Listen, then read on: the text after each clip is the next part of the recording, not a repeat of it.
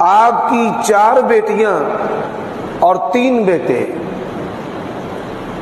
آپ صلی اللہ علیہ وآلہ وسلم کی اولاد میں سے سب سے بڑی بیٹی ہے جن کا نام سیدہ زینب رضی اللہ تعالی عنہا، ان کے بعد سیدہ رقیہ، ان کے بعد سیدہ ام کلثوم، اور پھر ان کے بعد سیدہ فاطمہ رضی اللہ تعالی عنہا۔ نبی علیہ الصلوۃ والسلام کے 3 بیٹے ہیں۔ سب سے پہلے بیٹے کا نام قاسم ہے، جس کی نسبت سے رسول اللہ صلی اللہ علیہ وسلم کی کنیت ہے ابو القاسم صلی اللہ علیہ وآلہ وسلم۔